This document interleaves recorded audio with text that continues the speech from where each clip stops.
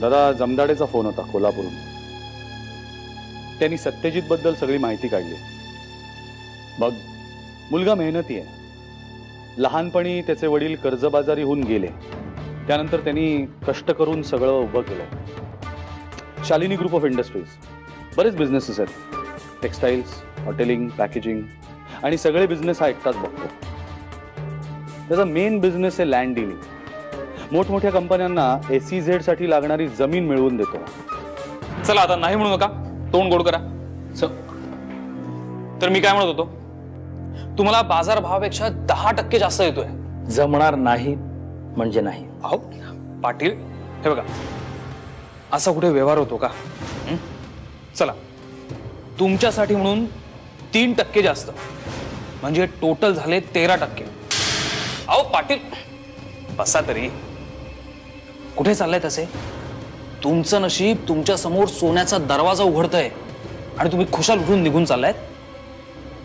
मी काय म्हणतो, तुमची जमीन आम्हाला विकून टाक हा, आणि मग मस्तपैकी जा ना मलेशियाला वगैरे तुमचं उरलेलं आयुष्य काढायला.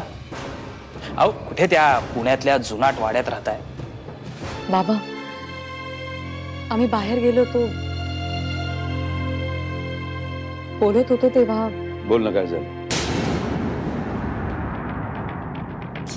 तेव्हा त्या आशिषचा फोन आला होता. काय? त्याची हिंमतच कशी झाली तुला फोन करायची? बाबा त्याने सांगितलंय मला, पोलिसांनी त्याला खूप मारलंय आणि तेही फक्त तुमच्या सांगण्यावर. आणि आता त्याने धमकी सुद्धा दिली आहे मला. काय म्हणाला तू?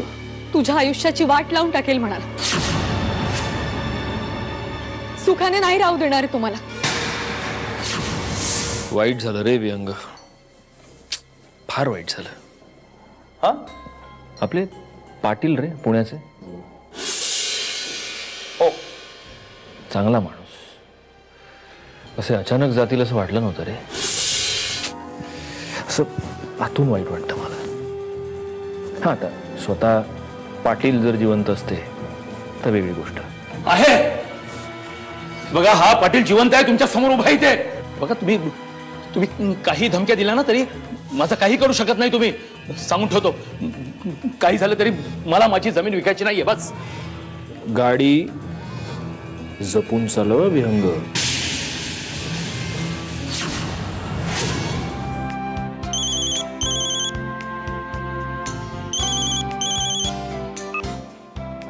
हॅलो सत्यजित बोलतोय. हॅलो. मला हे सांगायचं होतं की मी आज पुण्यातच आहे. हो ते माहिती आहे मला, म्हणजे घरीच सांगितलं तुम्ही. असं विचारायचं होतं की उद्या. अरे बोल ना. उद्या वेळ मिळेल का मला? हो पण का? नाही उद्या तुम्हाला वेळ असेल तर मग आपण भेटलो असतो आणि coffee coffee coffee coffee coffee प्यायला भेटलो तर चालेल का? अहो वेळ आहे मला, प्रॉब्लेम काहीच नाहीये. पण एकदा बाबांना विचारायला लागेल. चालेल ना? हो त्यांना विचारा.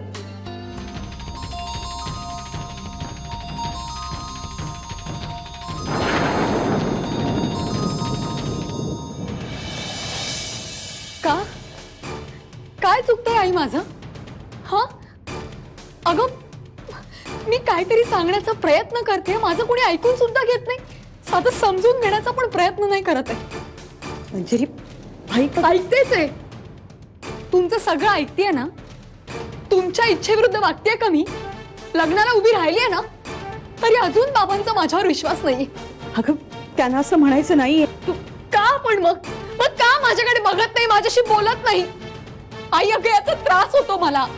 मला नाही सहन होते, खूप त्रास होतो. मंजिरी